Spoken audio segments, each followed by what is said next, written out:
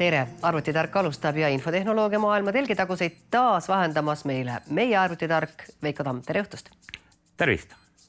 Eelmises saates oli meil külas professor Protsessor, kelle videolõik tekitas televaatajatest väga palju küsimusi. Koguni nii palju, et meil on täna kahtlemata vaja selle videolõigu osas selgitusi jagada. Veiko, millega siis professor Protsessor ikkagi tegeles ja miks ei olnud kõik nii väga aru saada, et mis seal toimus?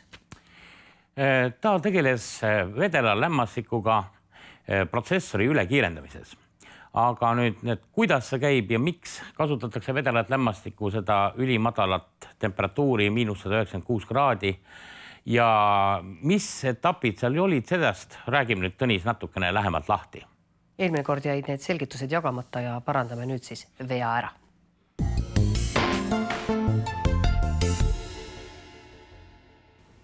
Nüüd räägime siis lähemalt lämmastikjahutusest. Kindlasti jäi vaatajatele veidi segaseks, kuidas see asi täpselt töötab ja milleks üldse seda vaja on.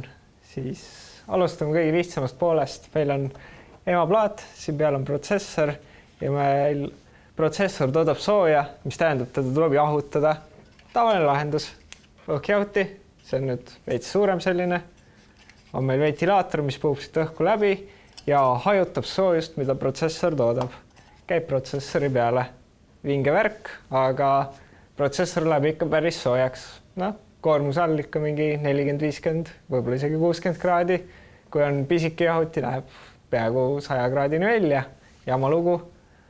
Me tahame teha tõsist jahutust ja selleks on meil olemas väga vinge vasestoru. Ja sellega on meil võimalik nüüd kasutada lämmastikku protsessori jahutamiseks. Ja viimase trikina nägite, kuidas professor Protsessor kallas lausa emaplaadi riisiga üle, et kõik niiskus, mis tekib, riis lihtsalt imab selle enda sisse. Ja siis on veel siuke asi, söögum, aga seda nüüd kasutatakse ka selleks, et emaplaati kaitsta niiskusest. Nagu kõik elektriseadmed, vett ei kannata. Kui tekib niiskus peale, võib hakata elekter valet teed mööda liikuma, tekivad lühised ja asi läheb katki. Aga söekummiga siis isoleeritakse protsessori ümbrus ära ja seda nägite ka, kuidas professor Protsessor tegi väiksed rullid söekummist ja isoleeris protsessori ära muust emaplaadist. Ja siis lisaks on vaja muidugi termopastat kasutada, et soojust protsessori pealt meie suure jahutustünni peale kanda. Selleks on meil kasutusel keraamiline termopasta. Tavaline termopasta lihtsalt jäätub ära sellise külma käes, aga meie kasutame siis keraamilist pastat. Ja nüüd vaatame päris vinget asja. See, nagu näete meil, on toatemperatuuril see jahuti. Ja kui me nüüd teeks ülekiirendamist, siis kindlasti tuleks ta kõigepealt lasta soojemaks minna, umbes 60 kraadini vähemalt. Sellega termopasta läheb siis vedelamaks ja voolab ilusti laiali ja moodustab ühtlase kihi protsessori ja jahuti vahele. Aga täna me seda ei tee, me lihtsalt jahutame selle maha. Ja nagu näete, kuna see vasktoru on suure massiga, siis läheb siin päris kaua aega, enne kui ta saavutab sellise temperatuuri, et see vedelik sees enam ei keeks. Ja auru tekib sellest tohutult palju. Ja sellepärast oli ka meil protsessor, kui ta tegi teste ülekiirendamisega, oli meil kasutusel ventilaator, mis juhiks emaplaadist seda niiskust eemale. Kuna praegu meil emaplaati tööta, siis me ka ei vaja sellist lisatrikki. Tööle teda kohe panna ei tohiks. Nüüd oleme jõudnud –160 kraadise temperatuurini. Lämmastik ise on küll –196 kraadi juures hakkab keema. Päris nii külmaks me ei ürita seda praegu külmutada, seda toru. Aga nüüd seda toru osa kindlasti puutuda ei tohiks, see võib väga tõsiseid külmakõrvetusi tekitada. Et metall juhib niivõrd hästi soojust ja lihtsalt see on ka see põhiidee selle asja juures. See vask juhib tohutult hästi soojust protsessori pealt ära ja külmutab selle protsessori ka nii külmaks. Nagu nägite, siis professor ise ei lasknud eriti alla 100 kraadi temperatuuril langeda, sest Inteli protsessoritel on teada siuke vana nali, kus teatud temperatuurist nad külmuvad ära. ja arvuti enam tööle ei lähe, peab üles soojendama. Ja umbes siis hetkel siis Haswelli puhul meil õnnestus saavutada -130 kraadi juures selline seis, kus arvuti lülitus iseenesest välja. Ja siis mingisuguse 100 kraadi juures ärkas ta taas ellu. Nii et täitsa jäässe ei saa lasta. Muidu osad protsessorid on varem ka kannatanud ülekiirendamiseks sellist võimalust, kus kogu aeg lämmastikutorus on jääkülm vedelik sees, pidevalt keeb ja temperatuur ongi seal kuskil -100, mingi 75-180 kraadi. Aga ülekiirendamiseks, milleks üldse on oluline protsessorist, mida suuremat võimsust läbi ajada, seda rohkem hakkab sealt ka seda soojust eralduma. Kõik elekter, mis protsessorisse läheb, peab pinna kaudu soojusena eralduma sealt seest. Ja kui me tahame nüüd saada ülekiirendust, kõrgeid gigahertse, siis põhimõtteliselt protsessori lülituste kiirus kasvades nõuab suuremat energiat, et lülitused toimuksid. Nii et järjest rohkem võimsust on vaja protsessorist läbi ajada ja kõike seda jahutada. Mingi piirini suudavad seda õhk või ka vesijahutid, mis on tavakasutusel. Nagu ma näitasin teile sellist õhkjahutit. Tema peal on siis tootja poolt märgitud, kui ma nüüd õigesti mäletan, umbes 250 vatti võimsust suudab jahutada siis selline jahuti. Lämmastikjahutuse puhul nii väikestest numbritest pole üldse mõtet rääkida. Sellise toruga ei ole mingit probleemi ka kilovatti soojust hajutada, kasutades selleks vedelat lämmastikku.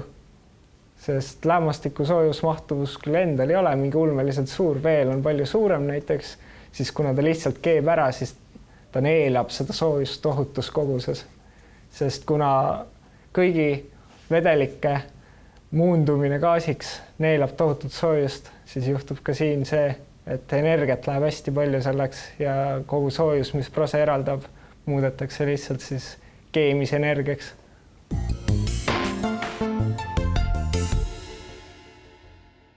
Ja nüüd siis lähemalt teistest teemadest.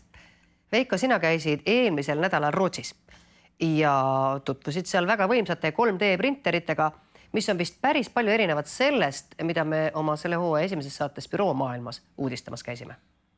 Jah, büroomaailmas on nii-öelda laiatarbe printerid, mis ei ole küll ka odavad riistad oma 1000 eurose hinnaga. Aga nad on palju rakendust leidnud, eks? Jah, siin on juba igasugusi trikke, mida saab nendega teha. Kuid need riistapuud, mida ma Rootsis käisin Siemensi gaasturbiinide tehases vaatamas, nad valmistavad nimelt soojuselektriaamadele neid põhimisi energiaallikaid. Siis seal sai näha praktilises töös ja omavahel näpu vahel hoida neid valmis prinditud detaile, mida on juba võimalik teha metallist. No need printerid on hetkel väga kallid, hind ulatub kuni seal 1,8 miljoni euroni printeri kohta. Metalli printimine ei ole enam nii lihtne, et me võtame ja sulatame teda lihtsalt traadi otsast, nagu see plasmassi oma me nägime. Siin toimub töö põhimõttel, et väga väikesed, 20 mikronit, see on 0,02 millimeetrit läbimõõdus metallitolm, kantakse nüüd siis pinnale õhukese kihina ja võimsate infrapunalaseritena, mille võimsus ulatub 1 kilovatini. Sulatatakse see metall kokku nendes kohtades, kus ta peab nüüd minema. Siis liigutatakse objekti 20 mikronit allapoole, no mõtle, millised täpsused seal on. Ja kaetakse uuesti metallitolmuga ja jälle taas laser sulatab metalli kokku sinna, kus ta peab kasvama. Ilmselt aitab see eelkõige materjali kokku hoida väga suurtes kogustes. Jah, kui me vana lähenemine oli see, et me võtsime suure metallibloki ja siis reisisime, freesisime, puurisime sealt eemale selle ülejäänud metalli, et saada kätte see väike detailikene. Me raiskasime sageli poole või isegi 3/4 materjalist lihtsalt jäätmeteks. Siis praegusel juhul me ehitame metallipulbris üles täpselt sellise eseme, mida meil vaja on. No meie ilmselt veel ei ehita, aga sina käisid neid lähedalt uudistamas, et kus seda tehnoloogiat praegu kasutatakse? No väga palju peakasutusalasid on mitmete ideede prototüüpimisel. Me võtame näiteks kas või mida nad demonstreerisid, see veel massi tootmises ei ole, aga nad teevad ja arendavad. Et kui me võtame nende soojusturbiinide labad, laba tipu liikumiskiirus on juba helikiirus. ja seal on väga suured tsentrifugaaljõud pluss kõrge temperatuur. Nii et nüüd tuleks meil kokku hoida kaalu, see annaks meile väga suured ökonoomiad. Ja võttes analoogiks loodusest linnuluud, mis on teada, nad on väga kerged, aga väga tugevad ja vastupidavad tänu luusisesele kärgjale struktuurile. Varasemate tehnoloogiatega selliseid asju valmistada metallist ei olnud võimalik. Tehti täismetall. Nüüd, nagu me näeme siin mõne pildi peal, on võimalik luua selliseid unikaalseid materjale, selliseid komponente, mis viivad ikka tehnoloogiat kõvasti edasi ja annavad suuri sääste. Me oleme ju siiamaani kuulnud, kui vähe ökonoomne on soojuselektrijaam, kuidas ta raiskab enamiku kütuseenergiast. Uuemate tehnoloogiatega täiuslikud komplekssed jaamad on juba kasuteguri viinud üle 90%. See on hämmastav. Kui me nüüd sellest metalliprinterist räägime, kas need on leidnud rakendust ka Eestis? Minu teada Eestis neid veel ei ole. No, hind on väga kõrge ja meil ei ole sellist tüüpi tootmist, kus neid vaja oleks. Aga ma olen kindel, et Tallinna Tehnikaülikool või kuskil mujal kindlasti soetab endale peatselt sellise asja, et just nimelt tegeleda arendus- ja uurimistöödega. Me saame ühe kaupa teha mitmesuguseid detaile, vaadata, katsetada, muuta parameetreid. Ja teine asi on see, et me võime neid 3D-jooniseid, millest neid metalliasemeid prinditakse, väga lihtsalt üle interneti saata ühes kohast teise ja alustada teises kohas tootmist. Meil ei ole vaja mingisuguseid keerukaid masinaid transportida ja üles panna. Kuigi sellegi poolest arvestades infotehnoloogia arengu kiirust võib eeldada, et varsti on sellised masinad ka Eestis olemas. Kindlasti. Ja 3D printerite jutule lisaks vaatame üle ka mõned arvutimaailma uudised.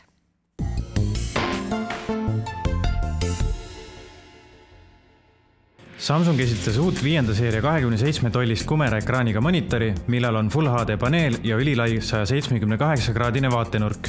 Kumer monitor annab 3D-laadse efekti, mis on eriti nauditav just ralli- ja sõjamängudes. Samuti sobib hästi ka filmide vaatlemiseks. Samsungile omaselt on disain elegantne ja õhuline, mis tagab vaatlejale kaasahaarava elamuse. Monitori kasutajad saavad hõlpsalt muuta kallet, et vältida peegeldusi ning monitoril on standardne VESA 100x100 kinnitus lihtsaks paigalduseks seinale või lauale.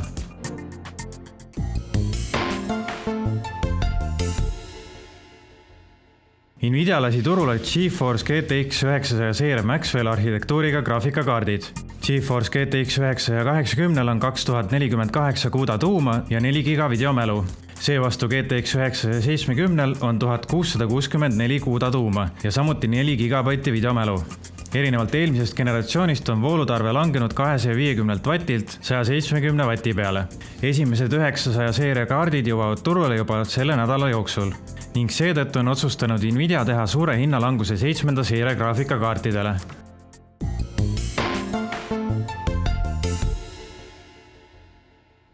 Üks meie saate eesmärke on tutvustada ka uusi võimalusi arvuti kasutuses ja meie järgminegi lugu räägib just sellest. Kuidas ühendada näiteks sülearvutiga mõni teine monitor, olgu see siis televiisor või lihtsalt monitor ja ilmselt tead ka sina, Veiko, rohkem selle ala võimalustest. Jah, tavaliselt, kui meil on vanemat tüüpi arvuti, ei pruugi ta küljes olla selliseid liideseid, mida meie monitor või teler pakub. Ja siis tuleks pusida kaablitega, mõnel puhul ei olegi see ühendamine eriti lihtsalt võimalik. Teiseks on meil nüüd väga õhukesed, väga kompaktsed arvutid, need ultrabookid, ja neil ei pruugi ka üldse neid väliseid liideseid eriti olla. Nüüd on olemas väga toredad välised graafikaadapterid, mis võimaldavad kas ühte või mitut välist ekraani, olgu selleks teler, monitor, projektor, arvuti taha panna ja saada selliseid väga toresid kenasid lahendusi. Pluss annab see võimaluse näiteks arvutist kätte saada sellist pilti, just nagu me tahame. Kui meil sageli on arvuti ekraanid üheks probleemiks, et ta on küll soodushind, aga tema ekraani lahutus on väga nigel, siis nüüd võime läbi vastava adapteri kas või 4K uusima lahutusega teleri või monitori sinna taha ühendada. Ja kuidas seda teha? Seda selgitab arvutitark Tõnis Lind.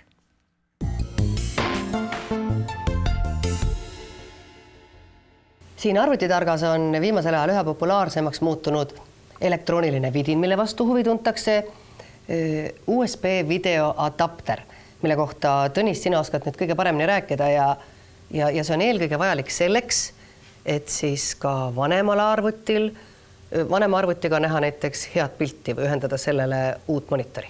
See võimaldab USB-ga ühendada HDMI monitore ja telekaid.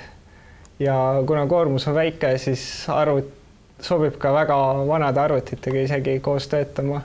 Ja lisaks sellele on meil siis siin laua peal ka valikus VGA ja DVI ja isegi DisplayPort adapterid, nii et ka kõige uuemad lahendused saab täiesti sellise adapteri abil ära ühendada. Ja nagu näha, on ka meil siin laua peal olemas 4K monitor.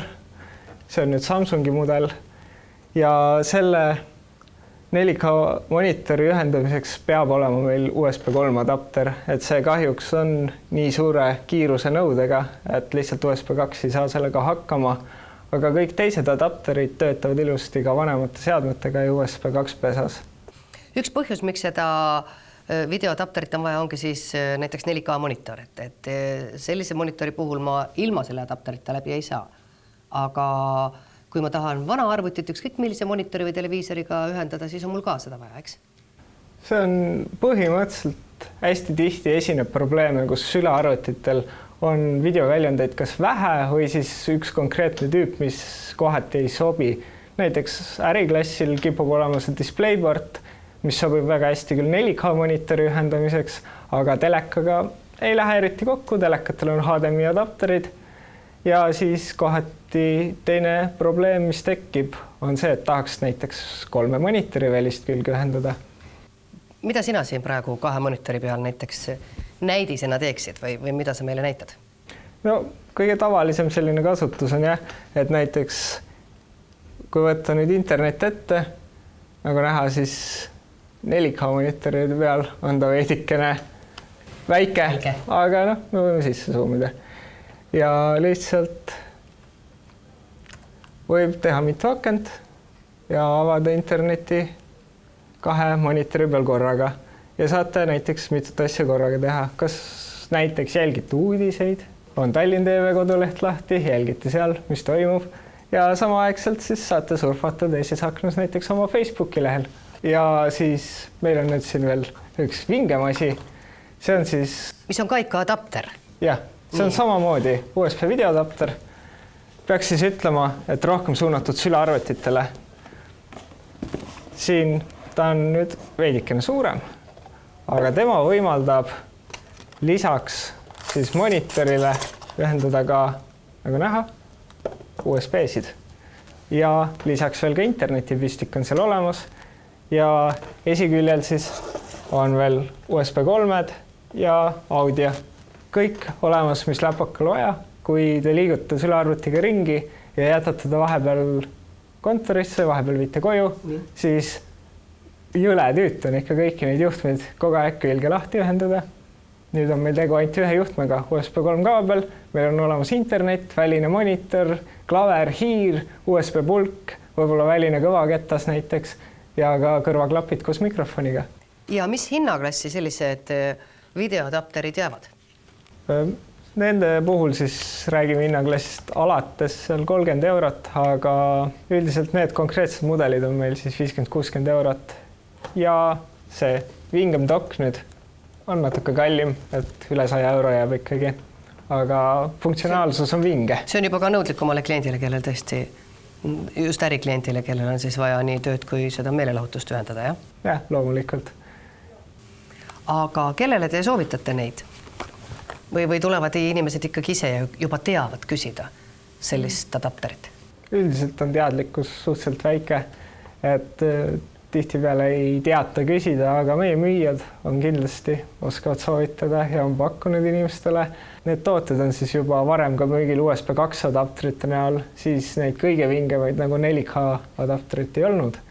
Aga siiamaani on neid juba müüdud ja siiamaani garantiisse neid tulnud ei ole. Ei ole.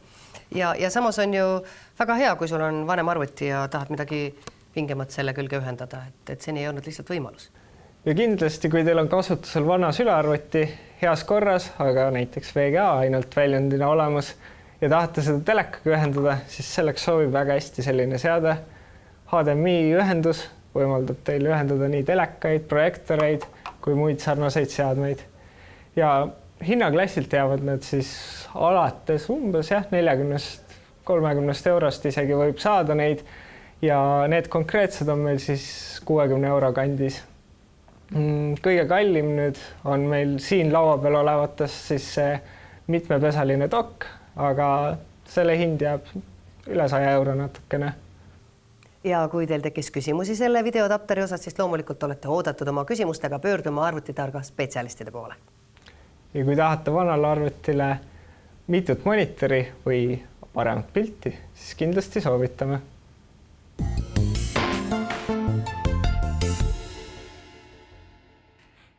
Sel hooajal ei mööda ükski arvutitarga saade ilma mängude rubriigita. Ja hetke pärast just mängudest me räägimegi. Selle nädala mänguuudiseid vahendab meile Jaanus Kukk, kes esitab ka küsimuse uue mängu loosimiseks.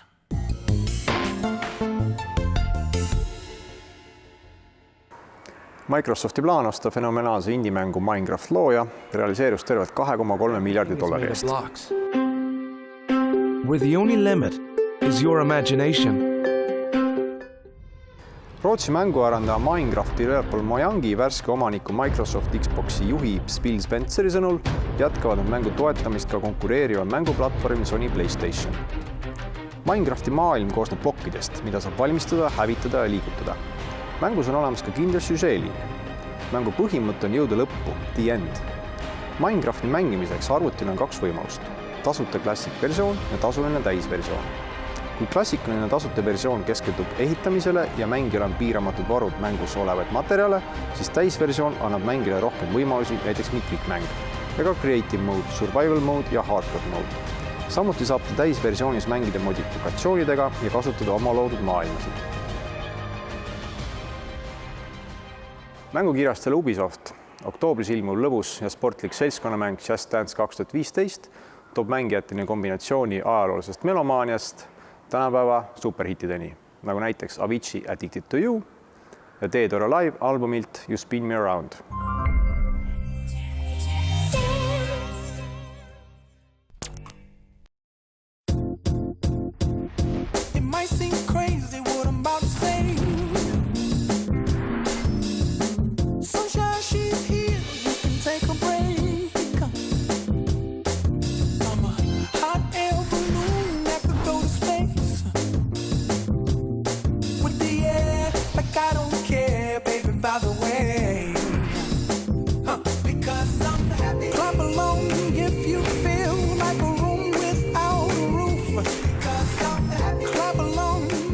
Initsiaalid GTA 5 peaksid olema tuttavad kõigile mänguritele, mitte mänguritele. Why did I move here? I guess it was the weather. Or I don't know, that thing, that magic. Aasta oodatanud mäng Grand Theft Auto 5 jõuab mänguriteni 18. novembril PlayStation 4 ja Xbox One mängukonsoolidele, kuid arvutimängurid peavad ootama järgmise aasta 27. jaanuaril. Tundub, et mängude kirjastaja Rockstar hoiab parima viimaseks. Eesti eelmise nädala müüdamaimad mängud olid FIFA 15, Minecraft ja Watch Dogs.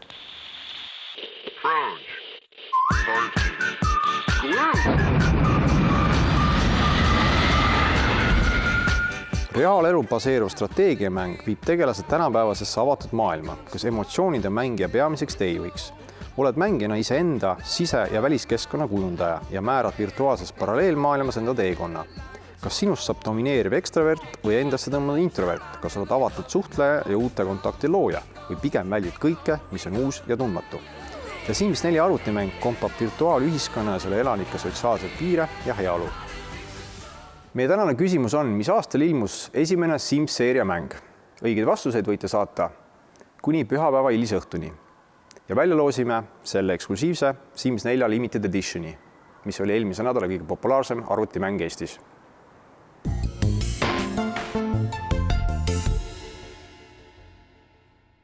Ja selleks, et võita endale väga populaarne arvutimäng Sims 4, saatke palun õiged vastused aadressile tv@arvutitark.ee. Meid aga ootab praegu ees eelmise mängu võitja loosimine. Need, kes vastasid õieti küsimusele algupärase Naruto Shippudeni tegelaskuju looja kohta, siis selleks on kuulus Jaapani animekunstnik Masashi Kishimoto. Nüüd ja kõikide õigesti vastanute vahel loosime siis võtab välja. Mari Fortuna käega siit meie õnneliku võitja. Hoia sina seda kõvasti kinni. Nii, mina võtan ühe võitja, ühe nime välja ja mängu siis Naruto Shippudeni. Mängu saab endale Merilin Säde. Ja võitjaga võtame loomulikult ühendust ning kõik teie, kes te tahate järgmine kord võita midagi, mitte midagi, vaid Sims 4, kirjutage siis ikka aadressile tv@arvutitark.ee ja sellel aadressil tasub kirjutada ka kõikidel teistel, neil, kes ei osale mängus. Kes tahavad esitada ettepanekuid huvitavate teemade käsitlemiseks või kellel on küsimusi arvutite ja tehnikamaailma kohta. Täna aga Arvutitarga saatest kõik. Teemad on läbi võetud ja kohtume taas järgmisel nädalal. Kohtumiseni.